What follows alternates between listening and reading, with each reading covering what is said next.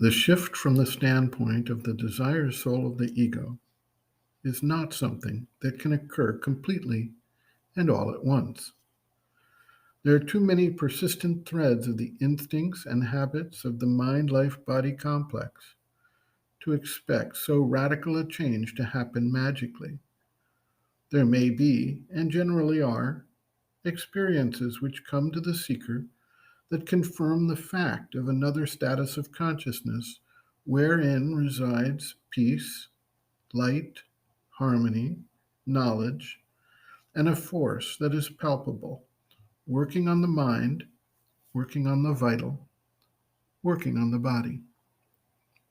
These experiences are like signposts along the way, and when they withdraw, the time comes for putting the subtle fruits of that experience to work in the day to day activity of the being. Rejecting the vibratory force of desire when it tries to enter and take over the vital being is one such action that tends to take time. The main point for the seeker is to avoid being either impatient or frustrated when the inevitable moments of failure come and the being is possessed by the action of desire. There's an apocryphal story of Thomas Edison, the American inventor who was once asked why he kept repeating the very same experiments time and again in the face of hundreds of failures to achieve his intended result. His response essentially was that he had now compiled hundreds of ways not to do it. Eventually, he would find the one way that would work, and he did. Similarly, when the individual takes up the yogic sadhana, there will be many instances where the observational stance of the witness consciousness is lost in the rush of the vital energy or the physical action. And even if the witness consciousness remains, there will be times when the uprush of desire overwhelms the being.